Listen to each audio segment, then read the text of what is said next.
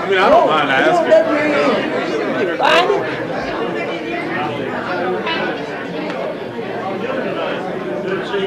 One of the guys from train here, Randy Malden, you might ask them if they've got something that's, I didn't know they were supposed to be here.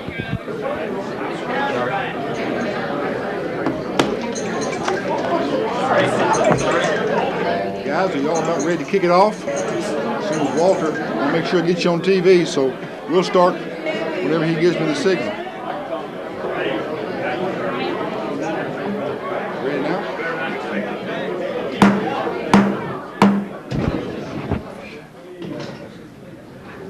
Ladies and gentlemen, the Ridgetop Ramblers.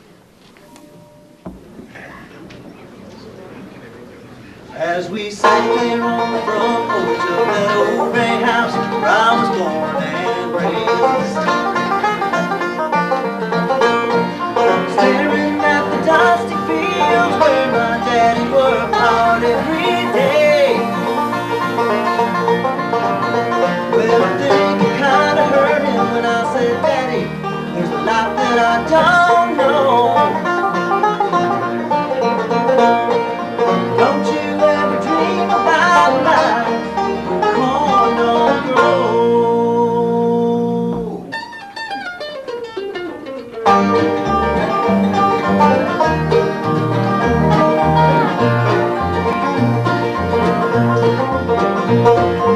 He just sat beside him, staring at his favorite coffee cup. I saw a storm of mixed emotions in his eyes when he looked up. He said, son, I know at your age, seems like this old world is much too slow. And you think you'll find the answers to it all when corn don't grow. Hard times are real, there's dusty fields no matter where you go. You may change your mind, weeds are high where corn don't grow.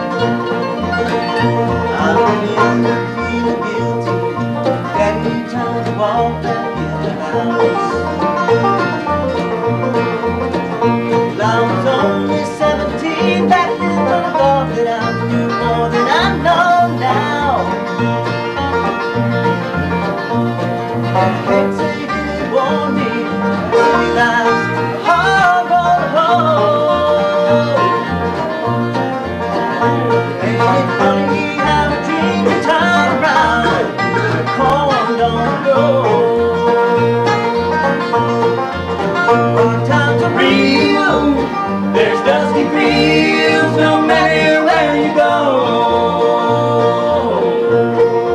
You may change your mind, squeeze it high where corn don't grow. Yeah, you may change your mind, squeeze it high where corn don't grow.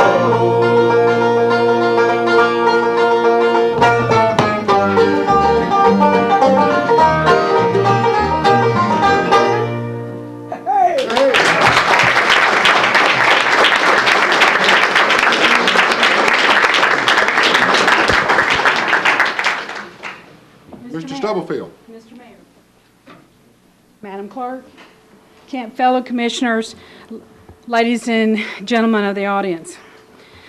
Last year I came to you and invited you to our first Kilgore Station Bluegrass Festival with a poster. This year I brought the real thing. Here.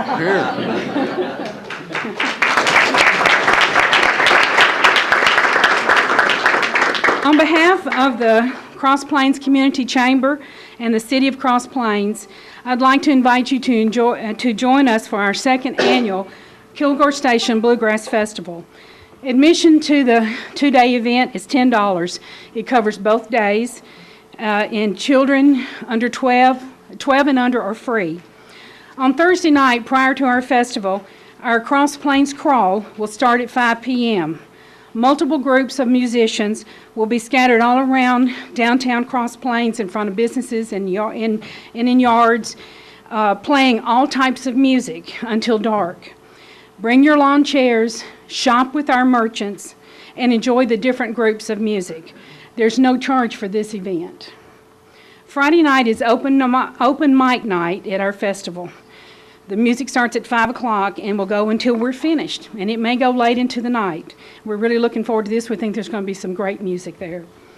Saturday, the music starts at 11 in the morning and continues until 9 p.m. We have 6 great bands that are coming from all over Middle Tennessee. Our headliner for this year's festival are the Grascals.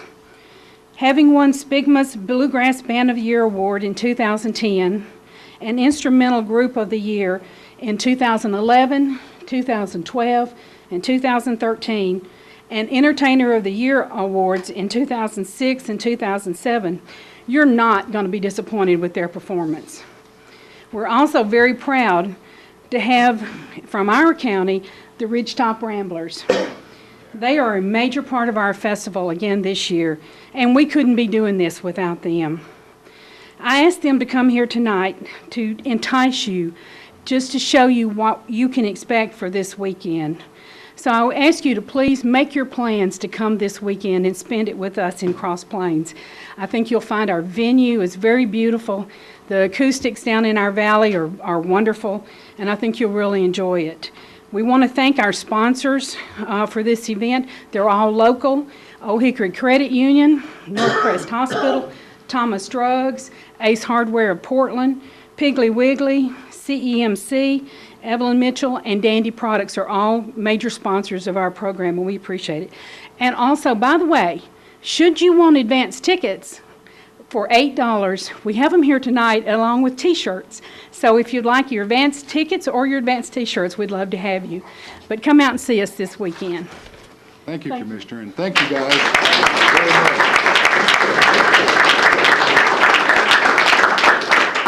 So if you don't make it to Cross Plains this weekend, you're going to really miss something special. So we've whetted your appetite a little bit for that. At this time, I'd like to recognize Pastor Daniel Dennis from the Oakland Baptist Church for our invocation. If you come up here, Pastor Dennis, and to be followed by the pledge to the flag. Please stand.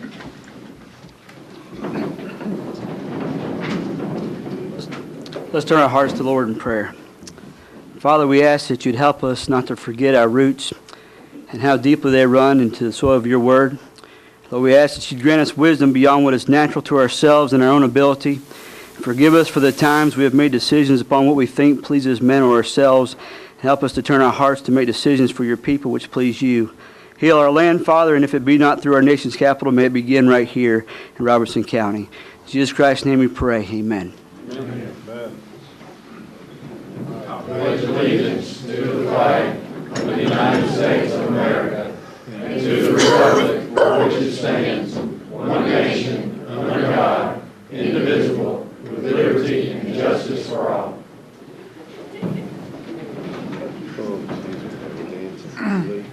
Commissioners, at this time, if you'll press yes and confirm, you will be in our voting system.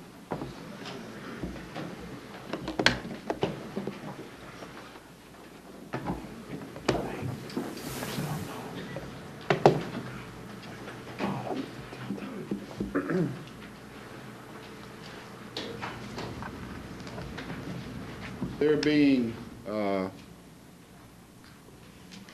20 commissioners present, Commissioners DeOrio, Duggar, Eden, Gray, and Ray absent, to declare that we do have a quorum.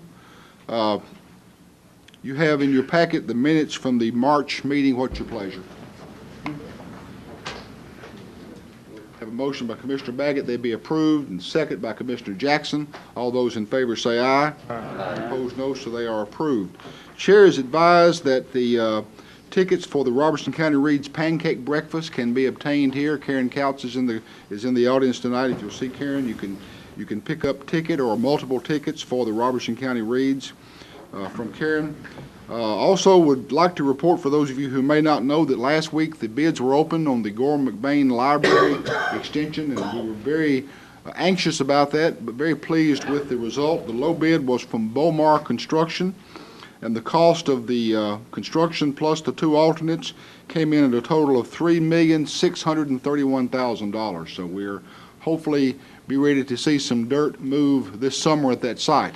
Now, of course, that does not include, and we knew all along it would not include, the interior furnishings, the books, the computers, and those kind of things. We're still appealing to the public and to civic organizations and other benefactors to step up for that. But we were very pleased with how those bids came in. So grateful to have that done, and looking forward to seeing some dirt move on White Street soon. The next thing the chair has are reports. And the first one is from Animal Control at 7.1. 7.2 is from the Highway Department. 7.3 is the Trustee Statement of Funds.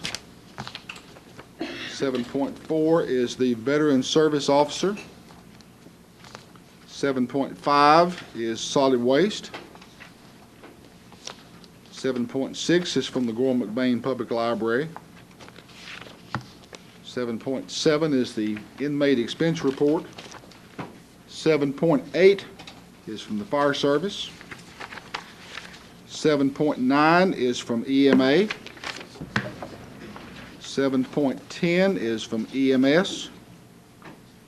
And 7.11 is the county's financial report. 7.12 is from the Planning Commission. What's your pleasure?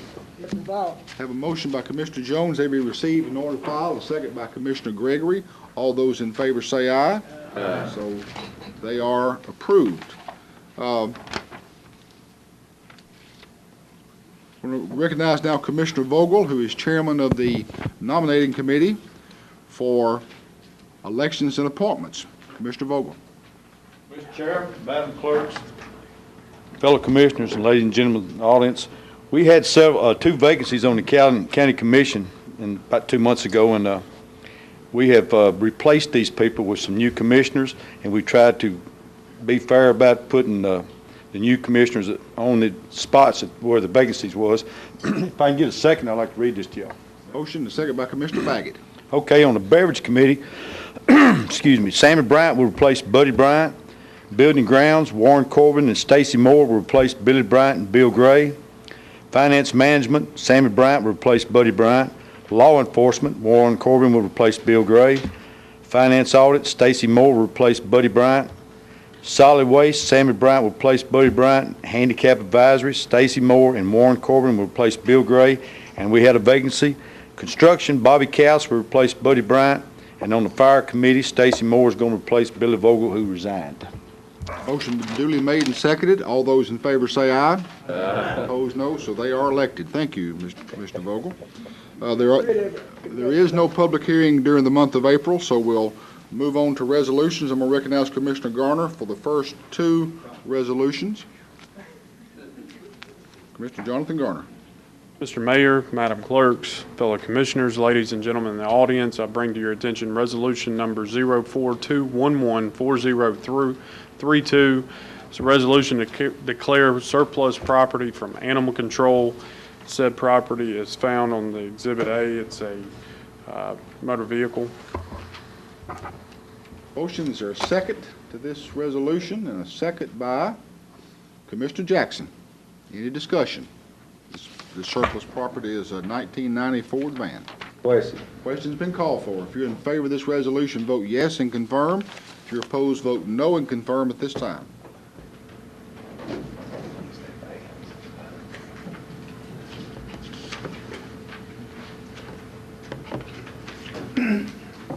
The There being 19 votes in favor, none opposed, and 5 absent, I declare that resolution approved. Commissioner Garner. Mr. Mayor, Madam Clerks, fellow commissioners, ladies and gentlemen in the audience, bring to your attention resolution number 0421140033. It's a resolution to also declare surplus property, this time from the Board of Education, and said property can be found on the attached exhibit. Motion duly made and a second by Commissioner Farmer. Any discussion? Seeing none, question's been called for. If you're in favor of this resolution, vote yes and confirm. If you're opposed, vote no and confirm at this time.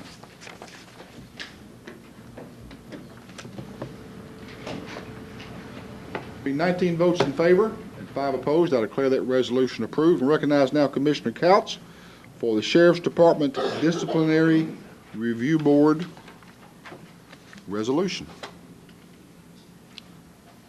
Mr. Mayor, Madam Clerk, fellow commissioners, ladies and gentlemen of the audience, I'd like to present to you Resolution 0421140034. It's a resolution to establish the Sheriff's Department Disciplinary Review Board. If I get a second. And a second made by Commissioner Baggett. This is a motion to place start a board. Tammy Parks, Kenneth Drake, Linda Royer, Sam Keith, Matthew White, and Jerrian Jones will be members of this board. And it's supposed to be established by every county facility. By statute. Yep. Any question? Ready to vote? Question's been called for. If you're in favor of this resolution, vote yes and confirm. If you're opposed, vote no and confirm at this time.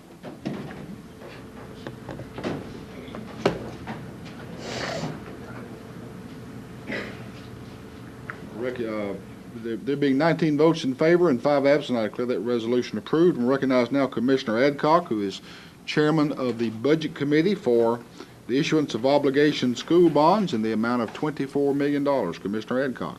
Thank you, Mayor Bradley. Fellow commissioners, Madam Clerk, ladies and gentlemen of the audience, this resolution is 0421140035. It's a resolution authorizing the sale of the bonds for the schools in $24 million. I make a motion we approve. Have a motion. There's a second by Commissioner Garner. Motion's been made and seconded. Questions or comments on this resolution? Commissioner Brown. Why are we borrowing $24 million if we don't need $24 million? Well, I The think chair, Commissioner Adcock, if I may, we have Ashley McAnulty here from Stevens, who is our financial advisor. If it's all right with the board, we'll bring Ashley up to deal with any specific questions about the financial side. So if I can get a motion to make Mr. McAnulty a member by Commissioner Jones, second by Commissioner Bowens. All those in favor say aye. Aye. Opposed, no. So Ashley, if you'll come up here and join us, and go ahead, Commissioner Adcock, you've got the floor. we would like to make the school superintendent also a And member. of course, and Mr. Davis. Well, I'm he can sorry. answer questions also.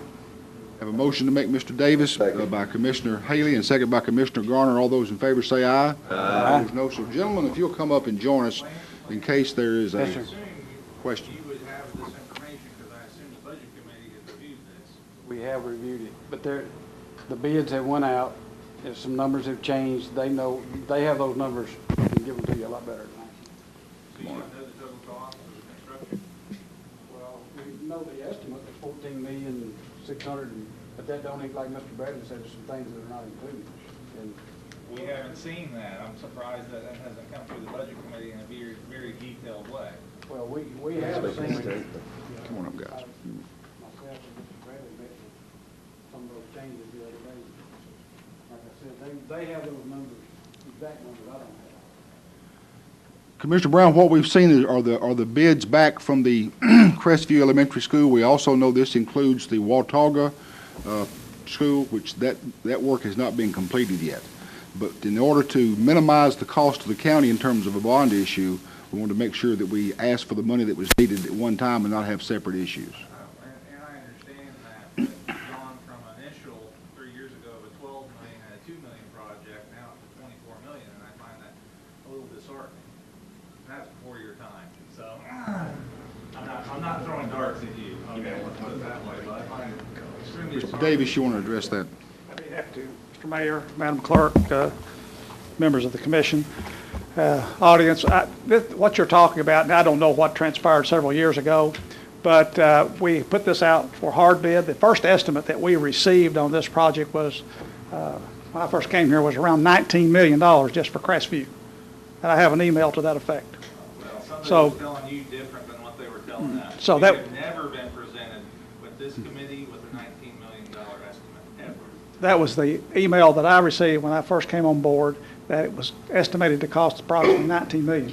We went to hard bid process, bid it out, and we came back with a $14 million, this is the base bid now, $14,420,000, but that does not include two alternates, which were $360,000 apiece. And in order to get a true square foot cost for the building, we asked the bidders to take out of the base bid what the road would cost that was agreed to when the land was donated. And that cost, in that road cost was $700,000. Now, that comes in, that's in the base bid. So our square footage cost is about $125 per square foot for this building. This building has a core capacity for up to 1,000 students. Probably won't open with that, but gives us a little room for future growth. Now, there's also some soft costs. Soft costs are your architectural fees, your engineering fees, and all those. They're about $1 million. The only thing that was not in this bid was what we call the low voltage wiring package, which is yet to come in. It's out for bid now.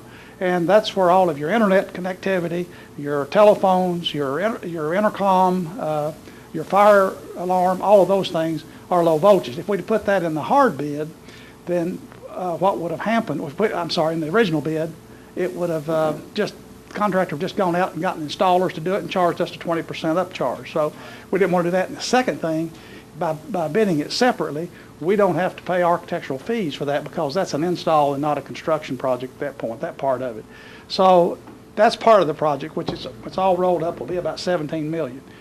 The project at Watauga includes an addition and a renovation. That will probably cost a little bit more per square foot because we will be taking part of the old portion of the building down, taking it out. So anytime you tear down and build back, it costs more. The architect has estimated that at about $130 to $135 a square foot. That's where we came up with the pricing to get the $24 million for both projects, including the soft cost for that project. We're saying the Watauga project is now $7 million. It will, with soft cost and all the engineering fees and all, it will be. That's amazing that it goes from $2 million 3 years ago to $7 million Well, today. And that's before your time. I don't know what the scope of work was then, but the scope of work now that we have planned for this building takes it to a capacity of approximately 500 students, and it does the renovation that's badly needed in the old portion. How many students do we have going at Watauga right now? I don't have the exact number, but about 300, a little over 350, thereabouts. So for $7 million, we're going to add 175. Capacity, no, we're taking out some of the building that we're using now. That's your expensive part of the project. When you tear down, you have to abate any materials in there that have to be abated, and you have to tear it out. So that's the expensive portion. The addition it'll be like the library, I think, pretty reasonable. That scope of work, we really couldn't do that scope of work or finalize it until we found out what Crestview was going to cost. And once that's done, we can know what the scope of work will be there. What is going to be our yearly cost for this $24 million approximately? I know we can't get an exact thing because I know we're. I'm going to leave that to the bond man. He can tell you about that. I wanted to add one thing, Mr. Mayor. Mr. Haley.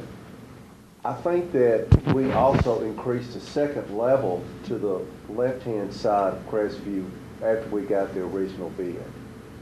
So we made two-story on both sides. Is that not correct? It is 2 stories on both sides, yes, And sir. so that, but our first bid that we looked at just included the one floor on the left-hand side, 2 floors on the right-hand side. Right. So now we're looking at increasing that scope as well and making it 2 stories on both sides. And the reason being, when we got to looking at the number of students we had out there in Correct. portable classrooms, it really wasn't going to give us any room at all for growth and would be pushing it to house the students we already have a need to house. Well, I just want everyone to know that we did change the scope of work. We did increase the scope of work, yes, sir. Now, I have a question on that building that second floor. When we built it, when we were talking about the school, it was 1,000 kids in. By building this second story, are we still gonna be able to go over 1,000 kids now, or That's what still brings it to 1,000 kids? That's what brings it to approximately 1,000 students, is that second story. Also, you have a section of this building which will serve special needs students, which those are small classes. You know, there may be 6 students in that class. There are CDC students. Those rooms have to be much larger and are located on the first floor. So when we went to the second floor, actually all you added was the classrooms, and the roof was already on the first floor, so you just moved it up a floor. So you really save money. That's why the per square foot cost is what it is. Mr. McAnulty. Commissioner Brown, your question, I believe, was what is the annual debt service on the $24 million? We were looking at a 20-year bond issue, fixed interest rate. In the current market, we were looking at a little less than 3.5%. Obviously, you recognize that the market can change. The annual debt service is projected principal and interest of $1.7 million, and that would be a 20-year payoff. So 100% of the county's debt service would be paid off before 2034. And Lanny, where are we taking that extra, switching back to you, because I see a drop in 15 of 1.3 million in debt service. This is 1.7, where are we getting our other 400,000? I don't have all that information. We talked about that. You have it? I'd be happy to go over that. We looked at, I was given the charge of, because the county has this need, how can we finance this amount without causing any sort of additional tax increase or impact to the citizens. So looking at your debt service fund balance, along with the growth in your debt service fund based on conservative estimates and projections, we show that you're able to service that debt without an increase, and that you actually do produce an excess going into your debt service fund on an annual basis. So we're taking it out of a negative budget that we go into every year, is what you're saying? No, actually, your debt service fund, this doesn't impact your general fund. This is strictly on your debt service fund. Right now, our debt service fund is below what it needs to be as far as a base. And I understand analysis, and I'm an accountant, so I understand all those things. But what I'm saying is we're not as high in debt service as we used to be. And we're trying to boost that up and increase the... Which you are still able to do that after this bond issue. You're able to still grow your debt service fund balance. You're not going into or drawing on your debt service fund balance. This actually allows you to continue to grow it. I do have that information.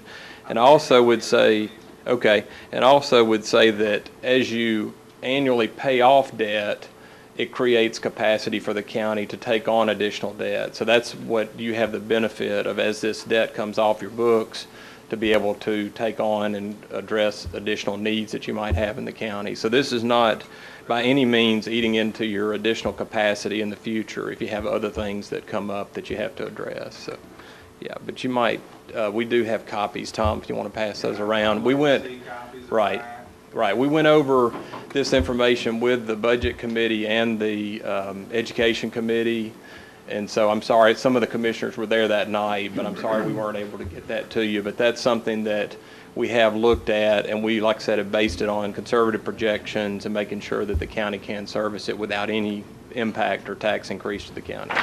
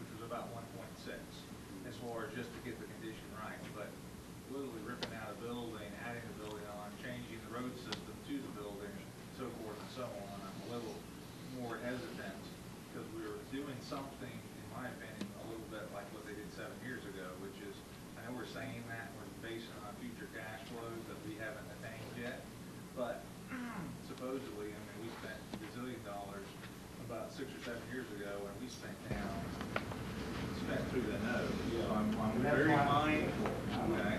And I wasn't on that spending spree, so. Well, I think we learned a lot from that, and that's why we asked the school board to wait until our debt. So we're on where we can afford to do this without taxes. You're actually paying off a little over $15 million annually in your principal and interest. As that rolls off, it creates that capacity to, yeah. Right. Right. 2019, it has a significant drop, but you actually have, you pick up capacity from 15, 16 on out. And, small, but actually 1 year it hiccups up a little bit, and then. Right. But really, we're not aggressive on our projections by any means. If anything, we probably have erred on the side of being too conservative, and we're showing a growth in the debt service fund balance in your Fund 151. I realize this, but this is assuming none of our other schools are needing any additional funds in the next 10 years, roughly speaking. Well, actually, again, it does not eat into your additional capacity in the future. So as those $15 million pays off annually, you actually pick up capacity as you go along there. So this doesn't take away a lot of that capacity that you might need in the future, because we realize from a projections and planning standpoint that this is not the end of the things that the county will need, that you will have other needs in the future, and we want to make sure we allow and appropriate for those as well. I'd like to see what type of guarantee we had for a road. This is just now the first time hearing about it. No, I'm talking here, this school system. As far as the road? Right. What did we pledge and guarantee on the road? Someone just said $1 million for a road. Yeah, well, I don't know. That was agreed with, I think, in the original purchase with Mr. Banks. Well, that's what I'm saying. It's got to be extended to the school. It don't go back to where the school property. It's going to make a loop around the school. That road's not there. I understand. You have to build it. That was an agreement that was placed in the deed restrictions, I think, Mayor, when the land was donated and when the land was purchased, that the road would go back to a certain point and end, and it will service the school. Other questions or comments? Commissioner Corbin? In the detailed document, and I'm sorry I didn't write down where I read this, there was something I couldn't tie together. A couple places it specifies what the money can be used for. Okay.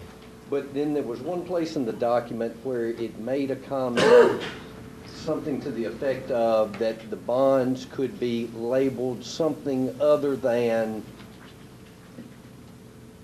the label that the document talks about. Does that mean that if all of this money were not used for these two school projects, it could be used for something else without? Actually, it would be required to be used for the purposes that are outlined in the resolution. So in that section where it describes the whereas, and we have bond counsel here if we have a specific question related to legal matter, but it talks about that it would be used for acquiring land, developing site for school purposes, so on and so forth. So it has to be within that parameter because that's what the commission is voting on and approving. Can't go outside of that. There were just that one statement in there that seemed to contradict that, and I didn't understand it. Yeah, no, there's no clause like that because you all are approving it under the understanding that this is the purpose it'll be used for. So we would not, go outside of what the purpose is described in the resolution. If there is extra, and I say if, can that be used for use earlier? It could be used for the purposes outlined or go to debt service fund. Those are the only things that it can be used for. Do we have Mr. Doris. Do we have a final number? What are we waiting on as far as we still like to get it vetted in or what now? Well, the only. I can't go something I ain't got a hard bid on. Okay. You want to speak? I can't go on guesswork now. You have a hard bid, and left it back there, but I read those off to you. That was for the construction of the building and the alternates. The soft cost are the cost for the architect fees and the engineers, which you incur as a part of planning the project and that type of thing. So those numbers are in a spreadsheet that I have, but we knew what they were. We know they're over 425,000 because we've already used that much. So all of that's in there. Anything else? Yes. Oh, low voltage. I'm sorry. Is that what you're referring to? Low voltage is what you do in installs. For example, once you build a building, you have a telephone system installed. You have the speakers, and all that's out for hard bid now, and that'll be a part of this project. Oh, it's not going to come in any close to that.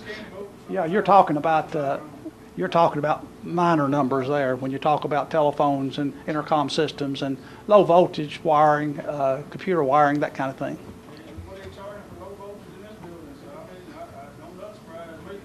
Well, I think you're going to be real pleased with what we get back on that. So, yeah. Other questions? Mr. Garner. Mr. Davis, can you share with this body, I know we discussed it at the excuse me, Education Committee, but how this Crestview will have effects not only in the Springfield cluster, but throughout the district itself? We will start the populating of the school once we begin the construction of the school. We know it's going to be there, approximately when it's going to open. Our goal is to open that school in the fall of 2015. At that time, sometime this fall, the school board will need to take up the issue of populating the school or drawing district lines that will populate the school. And that will impact, for sure, West Elementary, Bransford Elementary, Cheatham Park Elementary, possibly Kreisel, and maybe a portion of Greenbrier, Coopertown, those areas as well. So it's going to have, when you get finished, you're going to have a redistricting that's going to pretty much encompass, as far as elementary students go, not the high schools.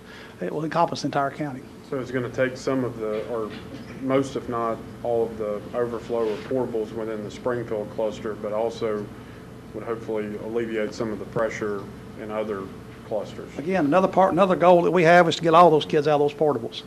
We have approximately 50 classrooms out there in portables today, and some of them are in bad state of repair.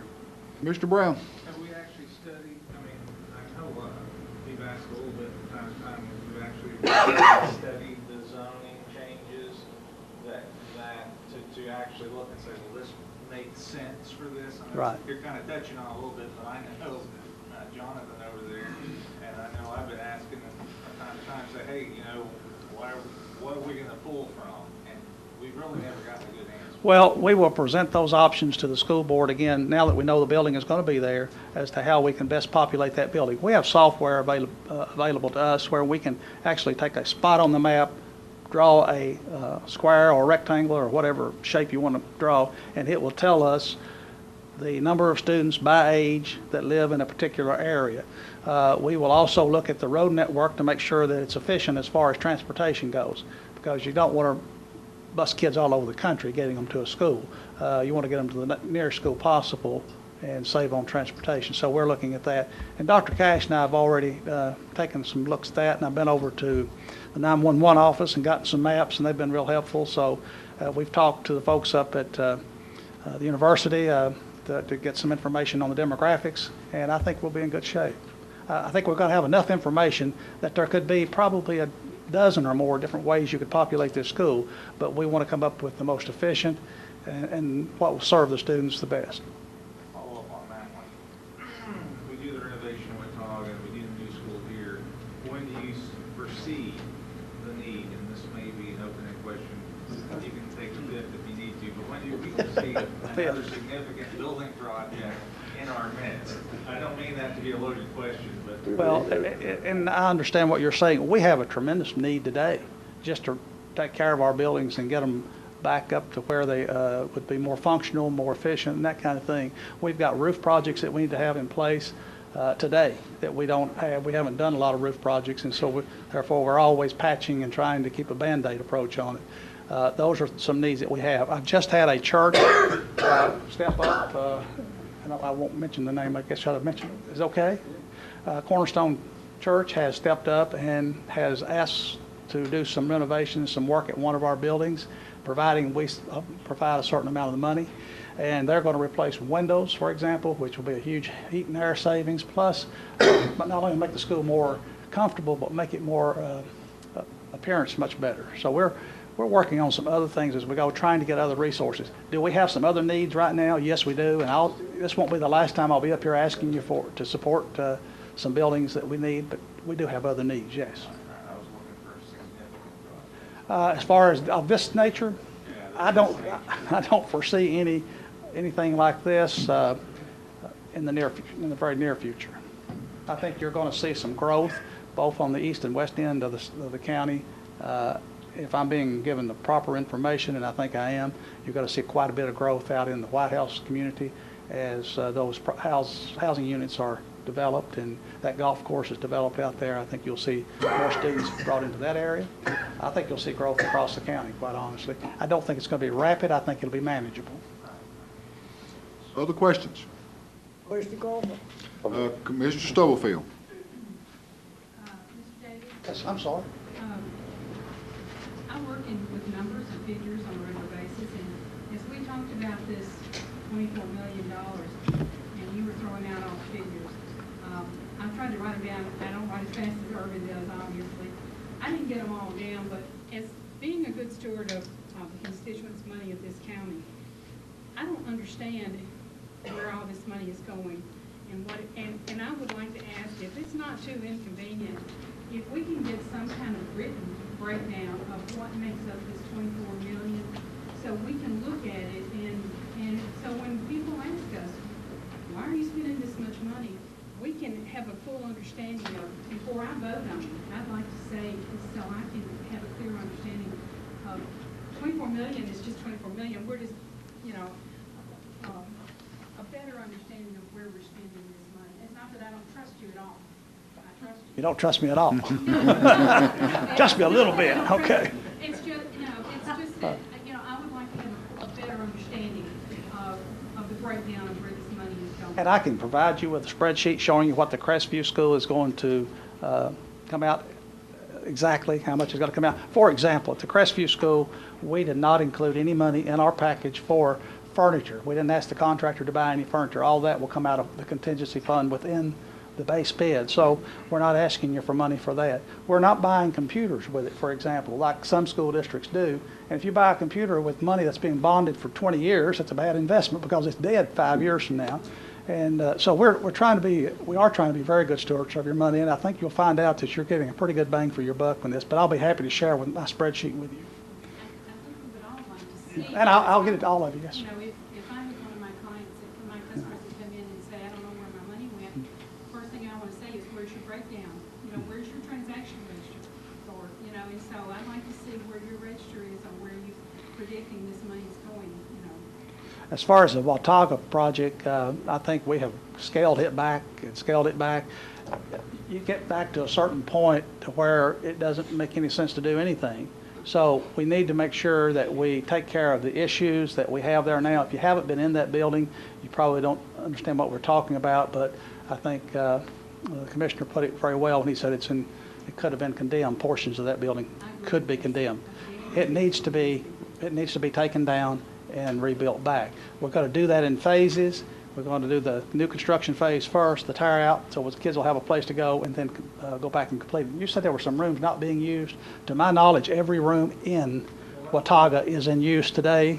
I was told 10 of the rooms that were going to be used were not being used. No. We scaled it back, way back. There's nothing like that. Yeah. But I'll be happy to share that with all. Other questions? Question has been called for. Seeing no objection to the question being put, if you're in favor of this resolution, vote yes and confirm. If you're opposed, vote no and confirm at this time.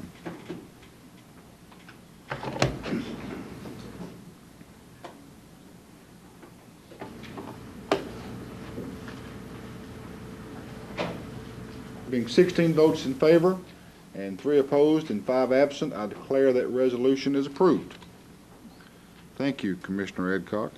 Any old business to come before this body? Under new business, someone recognize Commissioner Bobby Jones for the litter grant from the Sheriff's Office. Mr. Speaker, Madam Clerk, Commissioners, ladies, I stand before you with a resolution that was not in your packet. It came to us as late as 4 o'clock this afternoon, and I think they've made it available to you. If not, there's some on my desk there. It's a resolution. I'll read it to you. This resolution will accept the grant between the State of Tennessee Department of Transportation, TDOT, and Robertson County for the waste and litter removal. If you agree to this document, it will give the county mayor authority to request this grant.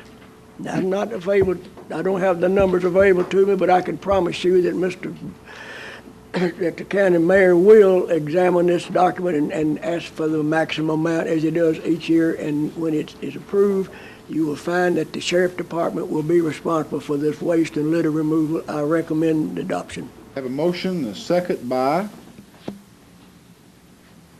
Commissioner Couch. We do this annually for the Sheriff's Office litter grant. Any questions?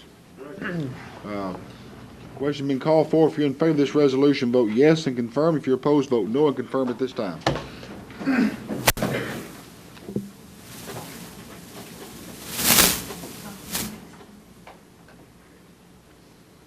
Being 19 votes in favor, none opposed, and 5 absent, I declare that resolution approved. Also under new business, I'm going to recognize Commissioner Adcock. And this resolution deals with something we've seen, that we saw 2 years ago, and it has to do with the black fly infestation up on Red River. And this is the time of year that we begin to get numerous calls about treating the river. I've got a number of calls actually today before the heat becomes intense and gives us a little help. Give you a little history on this. About 3/4, or really more than 3/4, about 80% of the total cost of treating Red River is paid for by the state of Kentucky and Logan County. We are, in a sense, piggybacking off of their arrangement by negotiating directly with Dr. Mark Hopkins, who is the chemist who treats the river. And what we're asking you to do is to approve $7,700 to treat the river this year. Last year, there was no appropriation asked for because you approved about $8,000 2 years ago. We had enough money left over from that appropriation to treat the river 2 successive years. But we need to deal with this again while Kentucky and Logan County are doing so. If you see fit to approve this, then we'll need to suspend the rules, consider it again this evening, so that money will be waiting for when Dr. Hopkins decides that it's the right time to treat the river. So with that done, Commissioner Adcock. I make a motion that we approve. Have a motion, is a second by Commissioner Garner. Now discussion. Question. Cover 2 years again? Well, if we're lucky. It depends on how many times he's able to treat it. When he asked for the $8,000 back in 2012, we assumed that would have been used up that year, but we got lucky. If you remember 2012, it got really hot really early, and that's good as far as the black fly infestation is concerned. We could get lucky again, or if you also remember last year, we had lots of rain in the summer. So there were lots of times that we could have been treating the water that we couldn't because of the rain. So that's why the situation worked out the way. So it's just a number of variables that we have no control over. But I'm told that people who live up near the state line right now have a very hard time getting from their houses to their cars without dealing with the bad infestation. Commissioner Wilson. How come there's such a problem there and we don't have that much problem on these other smaller rivers? I can't answer that. I don't know what the situation is just there, but I think probably the further north you go, the worse the problem gets, and especially in Logan County. It's just when we treated this 2 years ago, what kind of results did we get from that? apparently pretty good, because we didn't have to come back and treat hardly at all last year. So, but once again, you've heard the old adage about you'd rather be lucky than be good. We were lucky 2 years ago that when we treated, it got hot just about the same time. Commissioner Brown.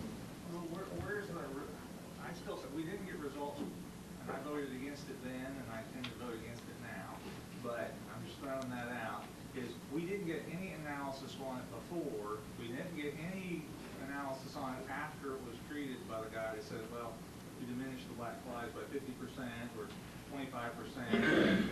We're saying we got lucky, but we don't know. We've gotten no reports back from the gentleman that's treated the river that I'm aware of to say it did great, it did bad, it lessened the calls. No, the commission did receive a report 2 years ago, a written report. We got a did. report We that did. it was treated, but Yes. we did not get a report. But he gave us an estimate of what the percentage of killed he estimated it to be. I don't know what that percentage was, but it was an impressive figure in the 80 percentile area.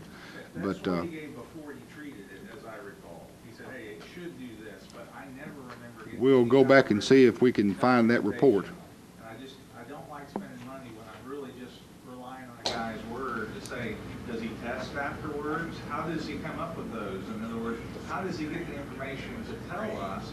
I do know that there are pig farms on the other side of the river, and that's primarily where the breeding ground is, which is from the Kentucky side. So I do understand why that's worse on there, but I really have a hard time voting for something when I have no statistical evidence and no reporting back that basically says, hey, this is what, we went back and tested it. Thank you very much. Mr. Doris. Yes, sir. I will say 2 years ago that I live on the north side, and 2 years ago I wasn't invested with it as bad as anybody. But this year I ain't had a problem on. I'm just gonna go out there. Good. I ain't had the first phone call. Office received 3 today. Commissioner Couch. If we know this is coming, what I'd prefer is to see this put in the budget rather than come to us. It seems like we knew we were out of money, we knew this was coming, because this shouldn't be a surprise. We did it 2 years ago. And we knew we were out of money, and we should deal with that, I think, as a budget, through the budget committee, and put it in the budget next year. If it's something, if it's ongoing, they're not going away, then we need to plan for it rather than walk in, I think, the day before we got to make a decision. I agree with you. Of course, this is coming to you right now because we have received so many requests at this point, because this is a time of year when the infestations are at their peak. So, if nothing were to be done between now and really hot weather, the weather would probably take care of that, but it would be a pretty miserable season for the people who live up on the state line.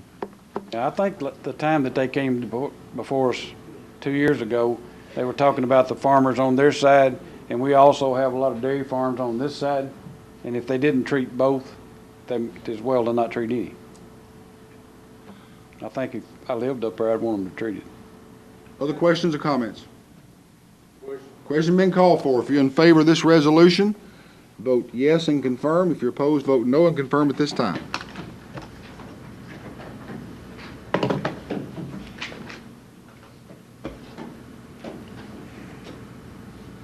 There being 7 votes in favor and 12 opposed and 5 absent, I declare that resolution has failed. Anything else under new business? Chairman, I'd like to acknowledge the presence of so many high school students with us tonight. It's an open government class, and I appreciate you guys. Y'all are the leaders of the community, remember? Mr. Hurd back there is a teacher, and I like to recognize him. Yes, indeed. Glad to have you all with us. You're our most loyal watchers. Thank you. Anything else under old business? Recognize now Commissioner Jones for the election of notaries. We find at your desk 11 Robertson County citizens who have requested that they be made a notary. They have all been, they have met the necessary requirements, and I will move for their adoption. Motion and a second by Commissioner Jackson. All those in favor say aye. Aye. Opposed, no. So they are elected. The chair will entertain a motion to adjourn. Move to adjourn. Commissioner Doris, second by Commissioner Vogel. All those in favor say aye. Aye. We stand adjourned.